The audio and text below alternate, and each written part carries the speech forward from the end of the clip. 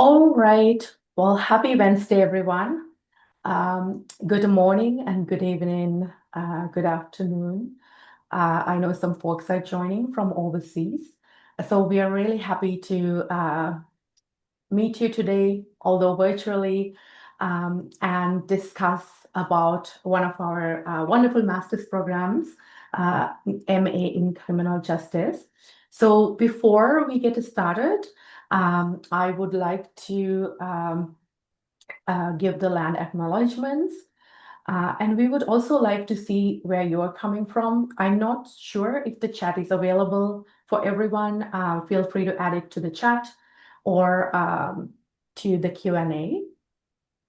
So the University of Winnipeg, where Dr. Mayer and I are joining from today, is located in Treaty 1 territory and the national homeland of Red River Métis in Winnipeg, Manitoba. We acknowledge these are the ancestral lands of the Anishinaabe, Anisiniw, Ininiwak, Nihituak, Oseti, Sakowin, Dakota Oyete, and Michif peoples.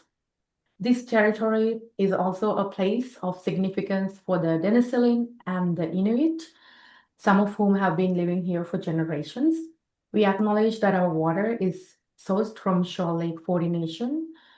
Shore Lake 39 is also impacted in Treaty 3 territory. And the most of our hydroelectricity comes from Treaty 5 territory in northern Manitoba.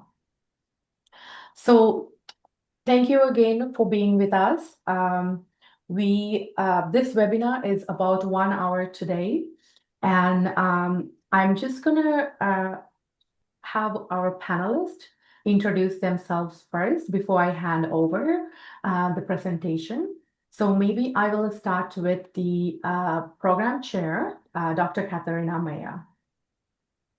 Thank you so much, Michaela. Hello, everyone. My name is Katarina Meyer. I am an associate professor in the Department of Criminal Justice at the University of Winnipeg, and I'm also graduate program chair. And I look forward to telling you more about our program today and answer your questions.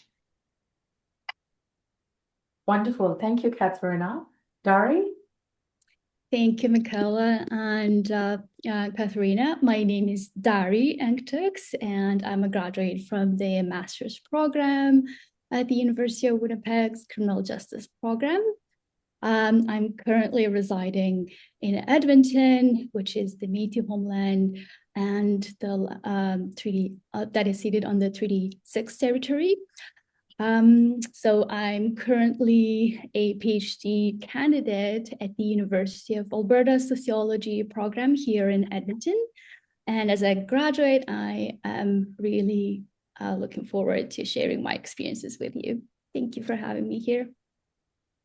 That's wonderful. Thank you to both of you for joining us and ready to provide all this inside information about the program. So we will have a presentation and a Q&A today. If you have any questions coming up during the presentation, please add that to the Q&A and we will answer that at the end. And without further ado, I'm going to hand over the presentation to Katharina. Thank you so much. So this is our format for this information session. We've already introduced ourselves. I will talk about the detailed streams, courses, and research topics pertaining to our master's in criminal justice to give you some general information about what a master's in criminal justice is and about our program structure.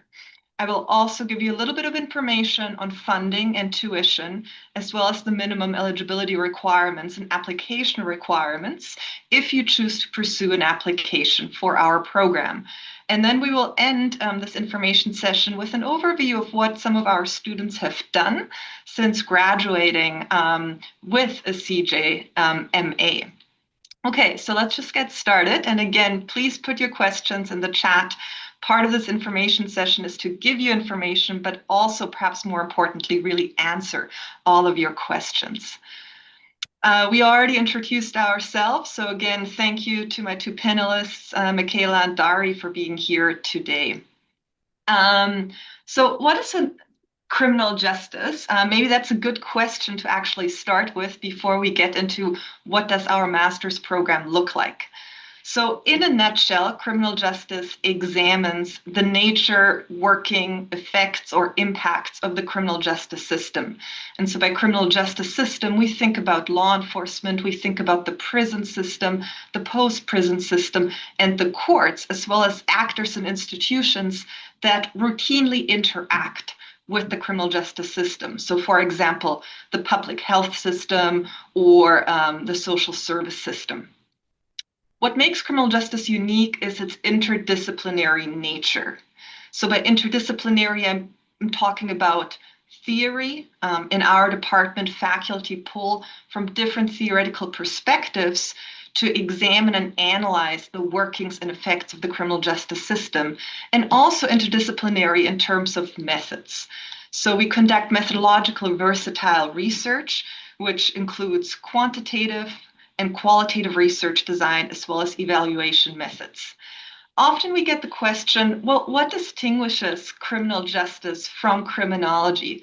And this is actually a fairly complex question that we don't have time to answer. But to give you the very short answer, so criminology is a field of study that looks primarily at crime and crime causation. Criminal justice is related to criminology. However, our focus is more on the justice system. So again, the way the justice system works, the way it affects, for example, marginalized and criminalized populations, but also how people who work within the justice system, such as parole officers, police officers, halfway house workers, to give you just some examples, perceive and experience their work and their role within the larger system. This also means that our study is heavily targeted toward reform, so policy reform, legal reform, social reform. While we distinguish between criminology and criminal justice, in reality, there's a lot of overlap. And so we certainly invite students with a background in criminology, such as a BA in criminology or sociology, to apply for our program because of these overlaps. And you'll be able to explore both the study of crime and the study of criminal justice. So just moving on from here, here's an overview of our current faculty. So we have 13 faculty members in the Department of Criminal Justice. And as you can see, just by the disciplines below each person's photo, we are in fact a very interdisciplinary and also transdisciplinary department, ranging from faculty with training in psychology, such as my colleague Michelle Bertrand, to sociology, to education, like Sarah Heath, who conducts a lot of evaluation research, to people who are trained in law, such as Donis Kennedy and Javier Torres, and people trained in history and criminology. This makes our project unique in part because we invite students from a variety of disciplinary backgrounds to work with us and to bring different disciplinary knowledges and approaches from education to history to sociology to our department in an effort to collectively explore what criminal justice looks like on the ground and in practice. Let's move on to finding a faculty supervisor. So every person who enters our program will work under the supervision of a faculty member in the criminal justice department. And this applies to people who are completing a thesis, and I'll explain more what the thesis entails, as well as students who are enrolling into the KSP. So KSP stands for Knowledge Synthesis Project. Again, we'll go through these two streams in about a minute. Regardless of the stream that you choose, you will receive hands-on supervision from a faculty member.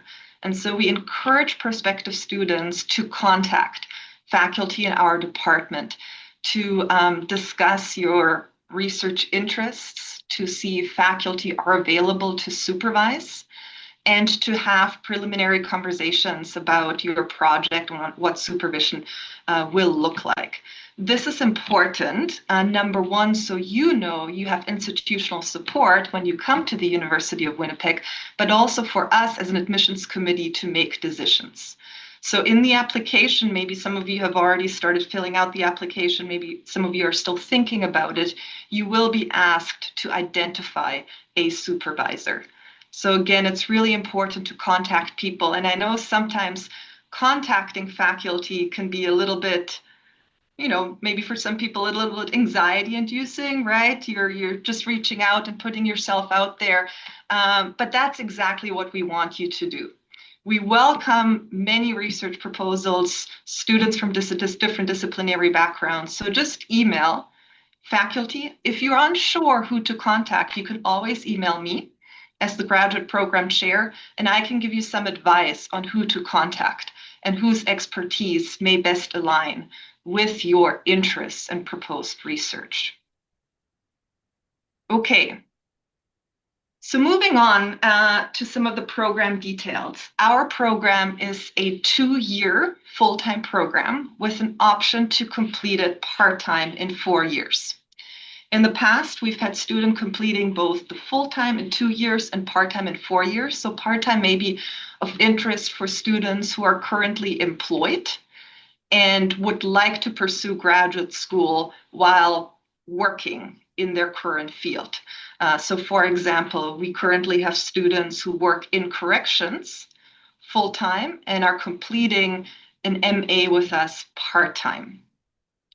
We have 2 streams. So the first one is the thesis stream, and the second one is the knowledge synthesis project stream. And in your application, you will be asked to identify which stream you want to apply for. Now, there are some differences between these 2 streams, so let me just talk about those briefly. When you're writing a thesis, you will be asked to conduct original research. That could be a qualitative project, a quantitative project, program evaluation, a media analysis project, different methodologies as we talked about. When you're doing a KSP, you are not required to conduct original data collection. Rather, for KSP, you will be asked to synthesize an existing body of work. So in other words, for KSP, you're still choosing an area of research that aligns with your interests, and you will then take a systematic view of the literature and write up a systematic analysis of the existing body of work, making sense of it. And we will train you on how to write a KSP and the different steps that are involved. Now, because the KSP is smaller in scope compared to the thesis, and because you're not collecting your own original data, as a KSP student, you will take 2 more elective courses. So thesis students, in other words, take fewer elective courses. KSP students take 2 more courses.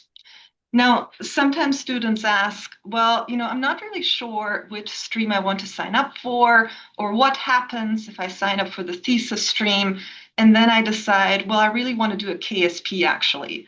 Now, we know that plans can change, that research interests can change. I've had the experience when I did my doctorate, my research interest changed, my dissertation changed, right? So this is something that happens fairly frequently.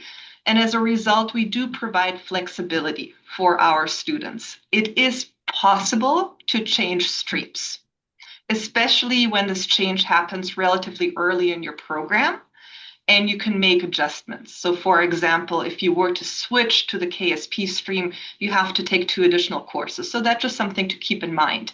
But in terms of, is it possible to change streams? The short answer is yes, if you plan ahead in consultation with your supervisor and the graduate program chair.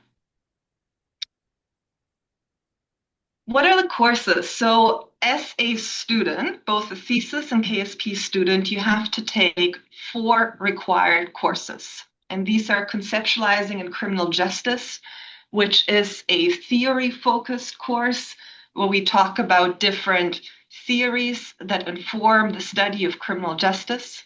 You're taking a legal-focused course, which is called Constitutional Issues in Criminal Law. You're also taking a methods-focused course, Research Design.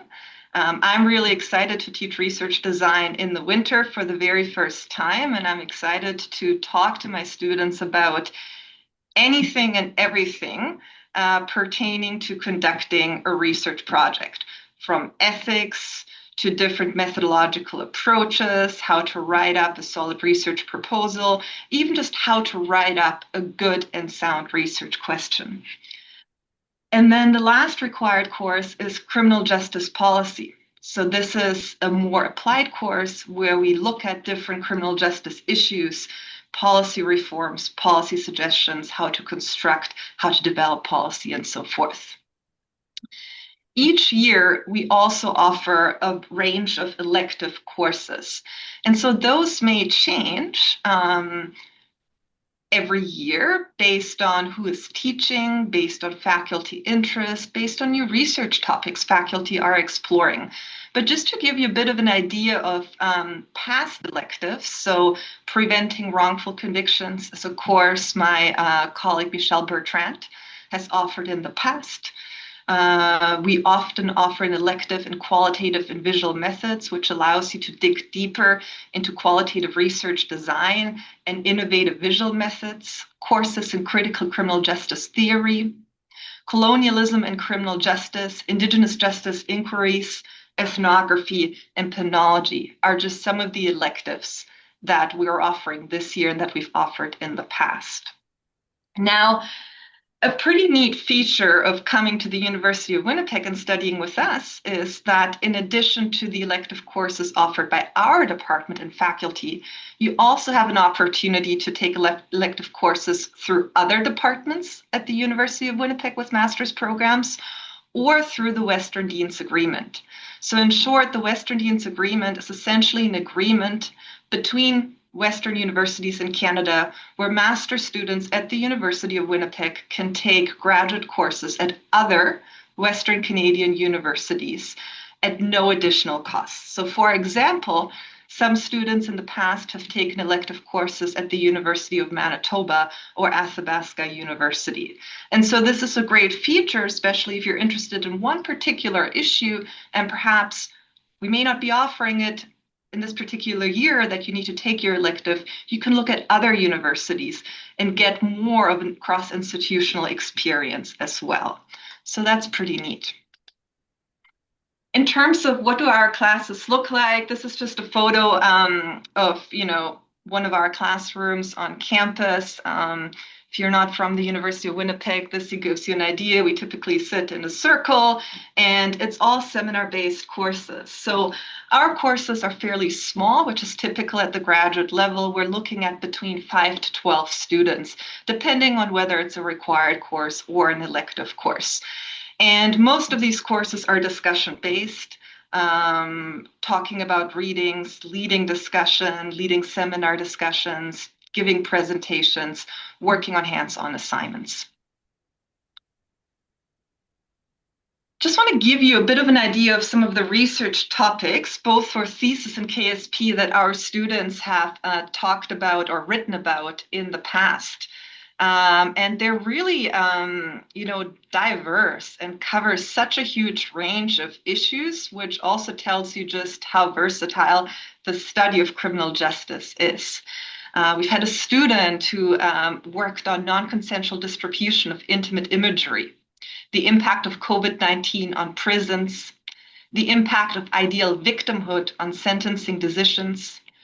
We had a student write a thesis on medical assistance in dying, the intersections of homelessness, mental health, guardianship, and housing status, the impact of police culture on attitudes toward restorative justice, student perceptions of crime seriousness, making sense of conservation officers' uses of emotional labor, incarceration and reentry for provincial prisoners, a survivor's narrative of institutional harms experienced in Manitoba Developmental Center and prisons in Canada, and why do citizens request exemptions from jury duty?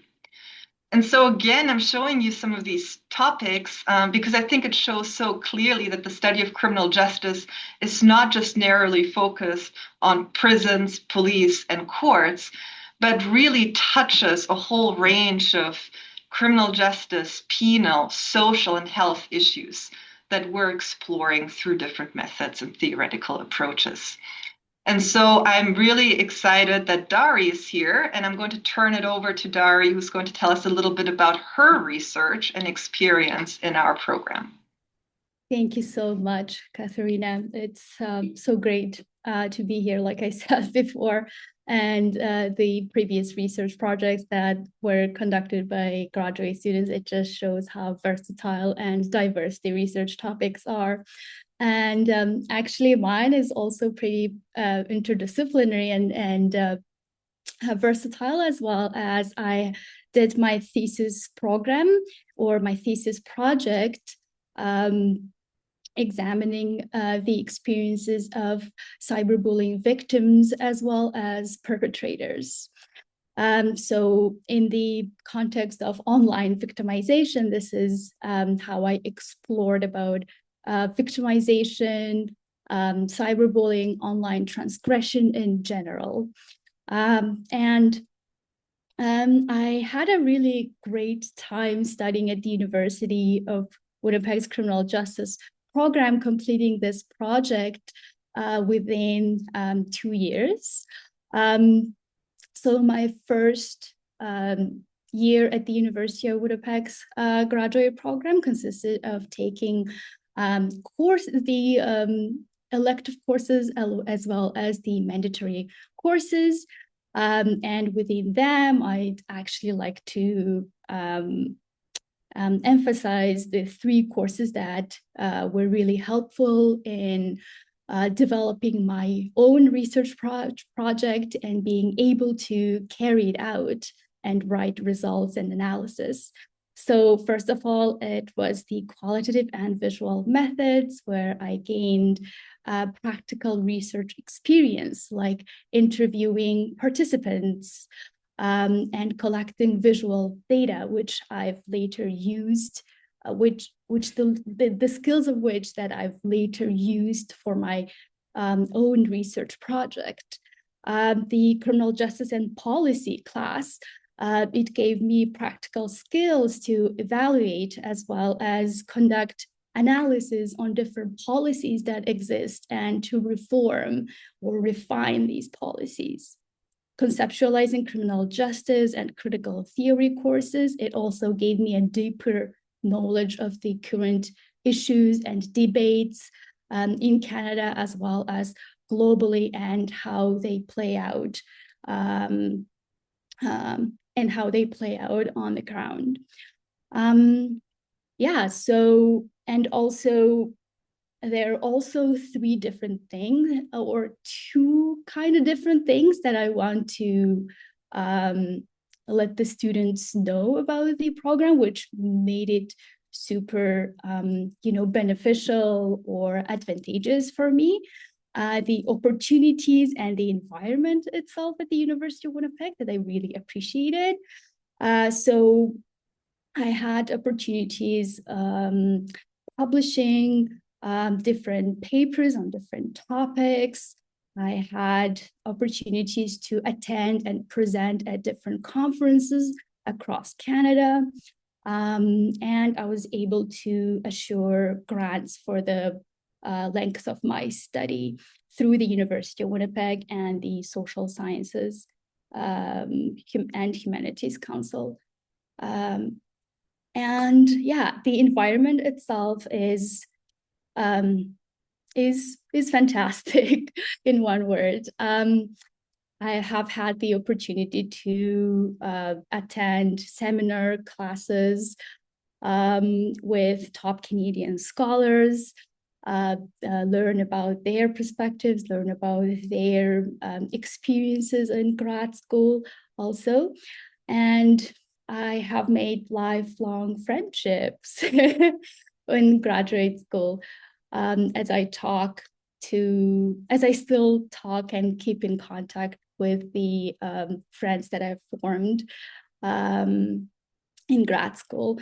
There were 5 of us in our cohort, and without them, I wouldn't have probably made this project possible that I was doing. So yeah, these are some of the experiences that I really wanted to share with the incoming students. And yeah, please, I look forward to answering the other questions you might have. Wonderful. Thank you so much, Dari. And again, please ask Dari lots of questions about her experience. And Dari mentioned publishing and conferences. So I'm going to give out a shout out to Dari too, because her and I started working together during the master's on one of my research projects. And Dari, even though she's since gone to the University of Alberta, remains an integral part and senior research assistant on the project. And so this shows, right, also that the relationships, as you mentioned, that you form during your time at the MA often, carry on post-graduation. So thank you so much. What about funding sources? That's always, obviously a big question. How can you fund your graduate school experience? So there are different funding sources. One is internal scholarships. We do offer or try to offer students some financial supports through incoming scholarships. The particular amount would be stipulated in your admissions offer. So this is something that, I won't be able to give you a number now. It depends each year on the number of students and other factors, but there is some internal funding.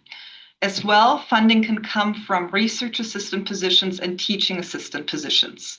So our department offers many undergraduate courses for which we encourage MA students to apply for as teaching assistants. This is not only a source of funding for you, but it also provides you with really important training in terms of teaching, marking, student contact, and other professionalization skills. Funding may also come from research assistant positions. So many of our faculty hold grants and are actively involved in research, which means we really value and encourage master's students to apply for research assistant positions to assist with research tasks and become, like Dari did, a key contributor to these projects. So research assistant positions are another funding source. And I think I want to mention fairly, just very briefly, because I think it's so important. Taking courses and writing your thesis is obviously, a really important or the core aspect of going to graduate school. But doing a master's with us is much more than sitting in the classroom and writing your thesis. We really try to provide a full graduate experience, which means courses, your thesis or KSP, but also involvement in research activities, teaching assisted activities, and other workshops. All of this is part of a graduate experience in our department. Lastly, in terms of funding, there are several university level and external scholarships, which we encourage incoming students and current students to apply for. And Dari already touched on this. So one is the Master's Scholarship through the Social Sciences and Humanities Research Council, or short SSHRC, which is a 1-year scholarship in the amount of $27,000. There's separate workshops on SSHRC applications, so I don't want to spend too much time on this. But just to say that incoming students, so even when you haven't been admitted to a graduate program yet, you are generally eligible to apply for a SSHRC grant, and the deadline is December 1st. So again, if you're thinking about applying, I encourage you to check out the SSHRC scholarship, see if you're eligible, and consider applying for it because it's a great funding source. The same goes for MA scholarships through Research Manitoba, which is a provincial funding agency, and that's in the amount of $20,000. Then, as I mentioned, there are several university-wide funding sources or scholarships. Just two to mention is the President's Distinguished Graduate Scholarship, which is $17,500 and the University of Winnipeg Graduate Student Scholarship, $15,000. So these are two notable internal funding sources that we also encourage our students to apply for. So in short, there are internal and external funding sources, and both in terms of funding support, but also in terms of your CV and opportunities. We really encourage people to look at both, right? And again, your supervisor will be really helpful here in not only telling you what the opportunities are, but also working with you on applications, providing support, and so on, as would I in my role as graduate program chair. Now, some really great news. Roughly 80% of our students have won at least one major award. So this means that our students have been really successful, both in terms of winning SSHRCs and university-wide scholarships. So that's great news. A little bit about tuition. Not going to read out the numbers. You can see here on the slide, full-time domestic, part-time domestic, and full-time international tuition fees. If you need more information about the fee structure and questions around both tuition fees, but also application fees, you have the website here. And generally, I really encourage you to check out the University of Winnipeg Graduate Studies website, which just has so much great information, as well as our criminal justice graduate studies sections for more information. Now, what are the minimum eligibility requirements? Generally, it is a BA honors degree. So if you are a Canadian student, you will know what a BA honors degree is. It is essentially a 4-year degree where students take honors courses and typically write an honors thesis.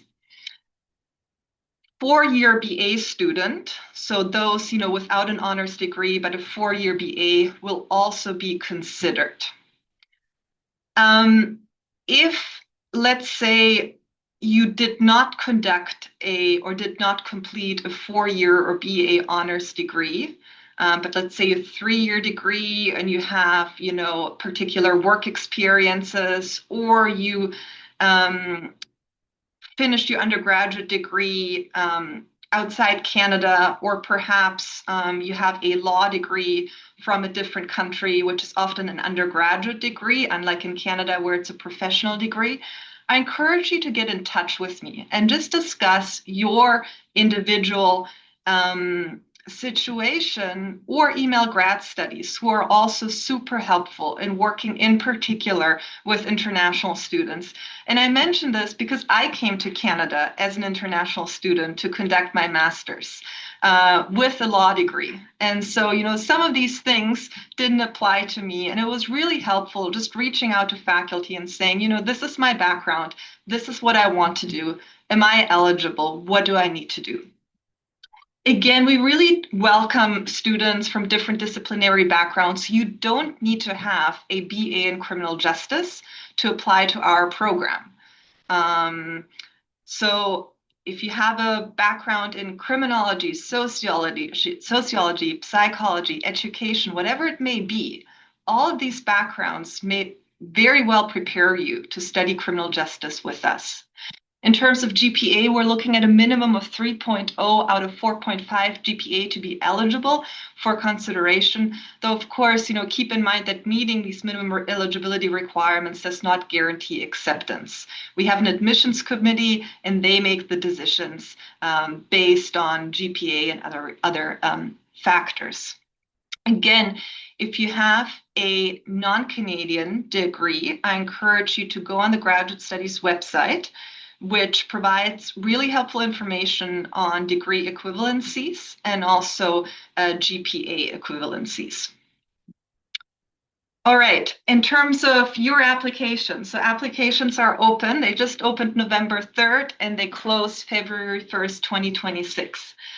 It's a standard application form which asks you to provide a narrative statement. So in this narrative statement, you may want to talk about your background, your educational background, how your education has prepared you well for pursuing graduate school in criminal justice. You will also be asked to provide some information on your proposed KSP or thesis proposal. This does not have to be an in-depth, fully detailed project proposal. Rather, we want to hear about your interests, your general research plans, the methodology that you are proposing, and the literatures you might want to work with, so that the admissions committee has an idea of your proposed project and so that we may tailor supervision to your proposed research interests. And as I mentioned, you also need to identify a faculty member who you would like as your supervisor. Transcripts are also part of the application, as well as your CV, a writing sample, which could be, for example, a term paper from your undergraduate degree, and 2 academic letters of reference.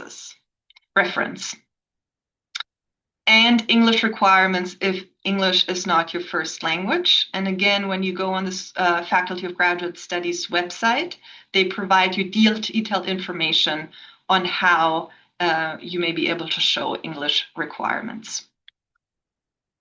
Okay, already mentioned the deadline, February 1st, 2026 is when the applications close and they're already open. So again, if you have questions as you're working on your application, please get in touch with me. Now, for the last 5 to 10 minutes, and before we go into questions, I'll just briefly touch on what can I do with the CJMA and what can you do here in Winnipeg. So as Dari did, you can continue on your academic journey. We've had MA students pursue PhD programs in criminology at Simon Fraser, sociology at U of A and Queen's University. So an MA in criminal justice prepares you well for PhD level studies. For other students, the MA is a terminal degree, which means they either, pursue work or continue with the work or advance if they are part-time students and working and studying at the same time, or you're entering the job market. An MA facilitates entry into mid to higher level government positions, in particular government positions that require analytical and research skills. So this might be working as a policy analyst for Corrections Canada, for example, or for child and welfare services, as a researcher or as an intelligence analyst. It also prepares you well for higher level work in community-based organizations. So not just government work, but also, for example, non-for-profit organizations. And of course, as I mentioned, work with faculty on their research, either in the role of a senior research assistant or a research associate. Examples of jobs our graduate students have gone to: research associate with CJ faculty, as I just mentioned, federal fraud investigator, policy analyst for provincial governments, constable with the WPS, researcher for the Manitoba Advocate for Children and Youth, and performance audit student with the Auditor General of Manitoba. These are just some examples of careers that our graduates have pursued. Now, if you're not from Winnipeg and if you're thinking about moving here, just a really, quick insight into what life here is like. I moved to Winnipeg in 2018, and I've been really amazed at how many things there are to do in the city. It's a big city, but it's very accessible, which means that accessing festivals, concerts, theaters, sports, restaurants, museums, and things like that is really accessible, and there's generally a lot to do. And again, we'll have a recording of this, and I encourage you, especially if you're new to the city or thinking of relocating here, to check out all the different things that Winnipeg and the province of Manitoba has to offer. It's also one of the most affordable cities in Canada to live. Just to give you some idea of rent in Winnipeg as compared to some other major cities in Canada like Vancouver or Toronto. The University of Winnipeg provides support in particular for international students who are relocating to Manitoba, and also as a department. We want to make you feel welcome and supported, especially when you move to Winnipeg. And as such, we can also provide help and insight into relocating or connect you to other students who have come to our university from different places. If you have questions, check out our website, check out the Grad Studies website, and of course, sorry, this is the wrong email. And of course, email me. My email is on the CJ website, and happy to answer your questions and work with you directly on your application. And I think we can open it up for questions.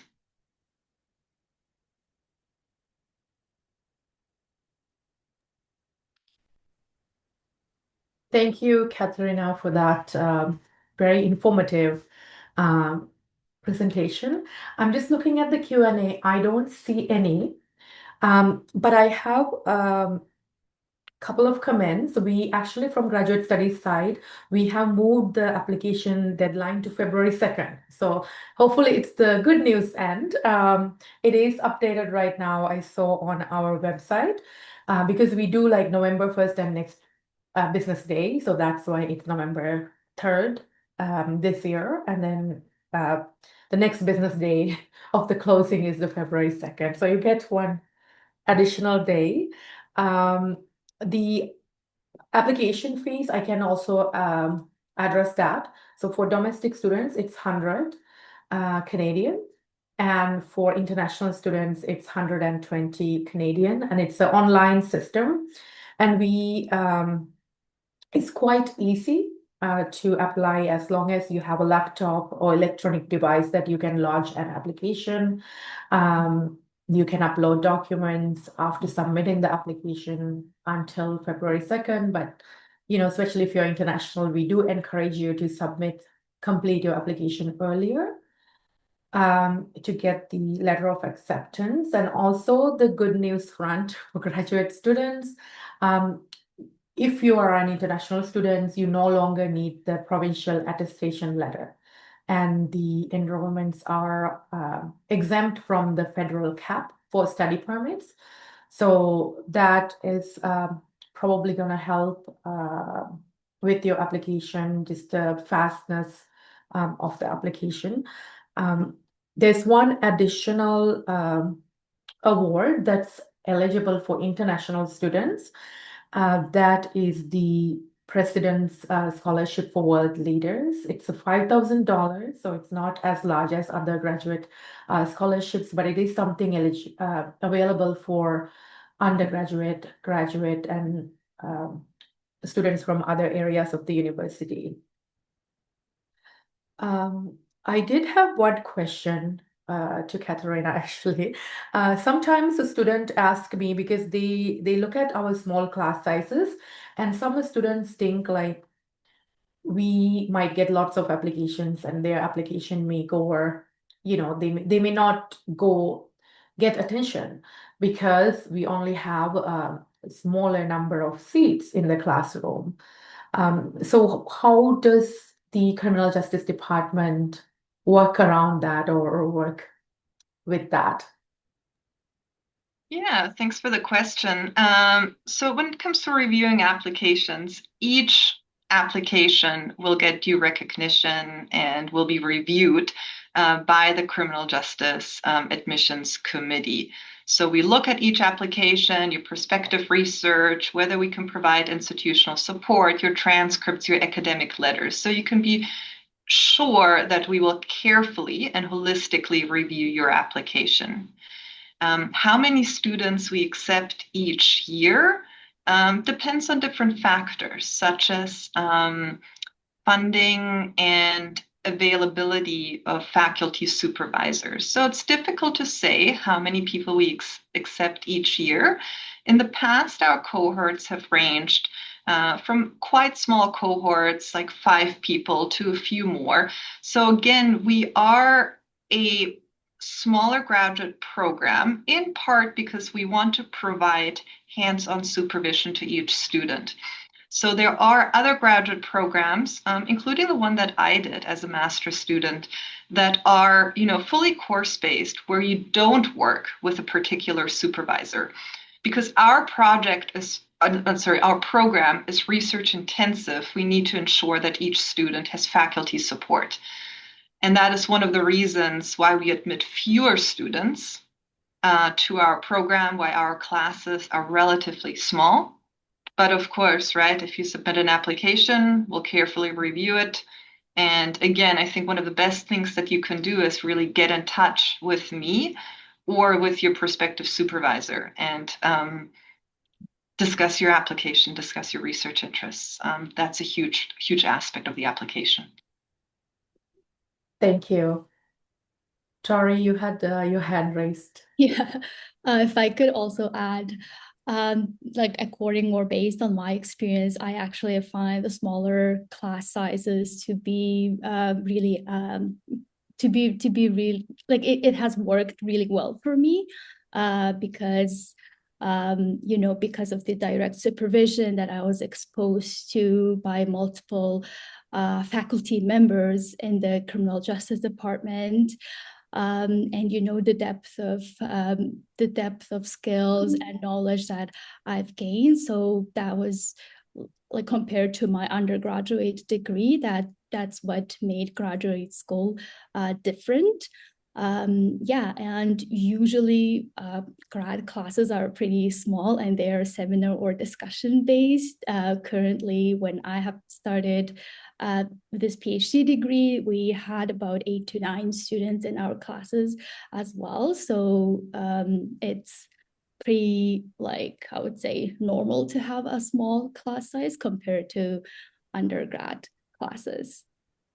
Yeah, that's great. That's a great point. We from the graduate studies usually encourage everyone to not count themselves out from not applying and not consider us as um, a university that only take a few students, but we do. So it's great to hear from both of you that you are giving attention to every application that comes through our doors, and also the benefits of the small class sizes that provide for the group. So there are 2 questions that have come on the Q&A also. When is the deadline for both internal and external scholarships? My quick answer is that it depends, and it is typically on our website under each. I will add that to the answer here, but I will also ask the panelists if they have any other tips about that. Yeah, they all have different deadlines. As I mentioned, SSHRC, it's December 1st. I don't have, I need to look up the deadline for Research Manitoba. I think it's around the same time, as well as some of the internal deadlines. They really vary. So it's best to go on the grad studies website, where each of the different scholarships I mentioned are listed with eligibility requirements, application requirements, and deadlines. Once you are in our program, I sent the students a lot of emails with different things, including reminding them of application deadlines and so on. But for now, check out the grad studies website, or if you've already been in touch with a faculty member in the department, then they would be able to assist you too. Thank you. Should I move on to the second question? Yes, please. Okay, awesome. So the question is for the academic letters, if they have to be from a faculty member from our university. No, not at all. So it doesn't have to be from a UW faculty member. Any faculty member at any institution, academic institution, is fine. I always encourage students to choose faculty members who are best positioned to speak to your academic and research capabilities. So perhaps this is a professor who you had in a couple of classes and who knows you quite well, right? Maybe it is a professor who you worked with on a faculty project, or maybe it is somebody who you've seen during office hours. So, they can comment not just on the grade that you received in their class, but also on your interests, on, how you applied yourself in the classroom. But I mean, the short answer is no, it does not have to be a UW faculty member. Thank you, Catherine. As I'm not seeing, maybe you're thinking of questions, but I've had one more.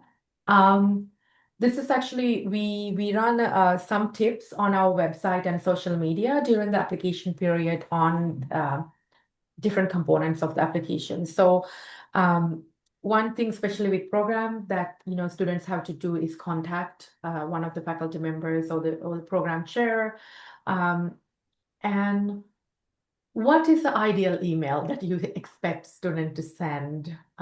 Because you are always bombarded with lots of emails, right? So what would get more attention? Like, what is your tips? And maybe after Katharina, Dari, you may be able to add something too, as you have been successful in the process.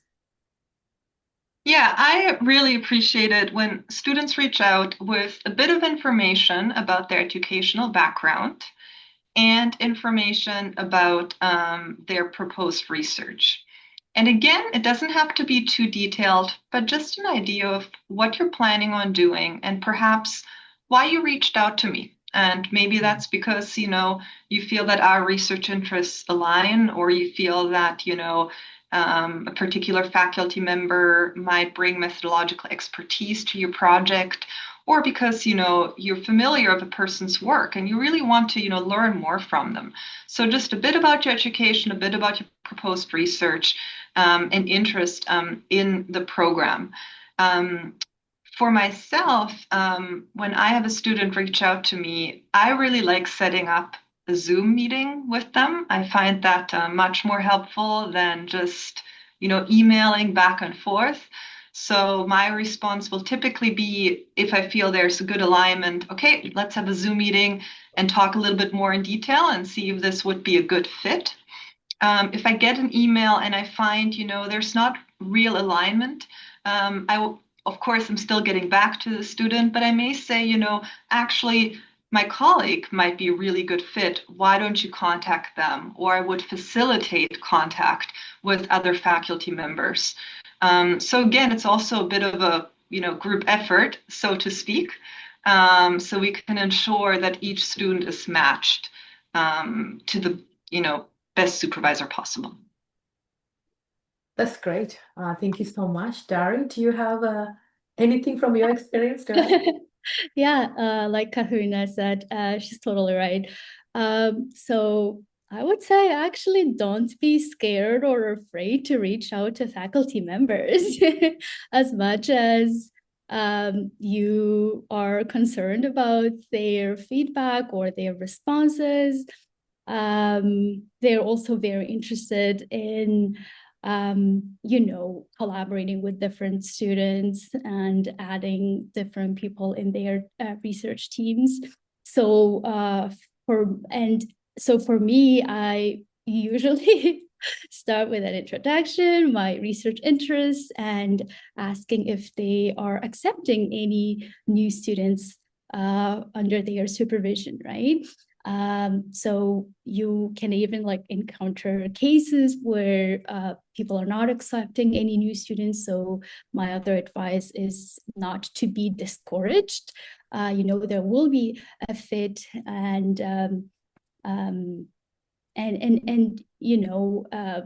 just do what you can, I guess. So don't be scared and discouraged would be my best tip. Thank you, Gary. That's great. I like don't be scared. Put yourself forward. I like that. That's great advice. So we are reaching, it's a small webinar today, so we really appreciate you joining us. I think it's time to end. We only have 3 minutes left, not too much. So I really want to thank you so much to the program chair, Dr. Katharina Meyer, and Dari for joining us as a wonderful alumni. We miss you here. Maybe you'll return someday, right? Um, and thanks for joining. We'll send the recordings in 2 days for everyone who attended, and we'll publish it on our YouTube channel as well. And if you have any other questions about applications, please reach out to Graduate Studies or to the program chair or faculty in the criminal justice. We look forward to having great applications from you again this year, and we are here to help you with that process. So thank you very much, and hope everyone have a great rest of the week. Thank you so much. Take care, everyone. Thank you for joining. Thank you.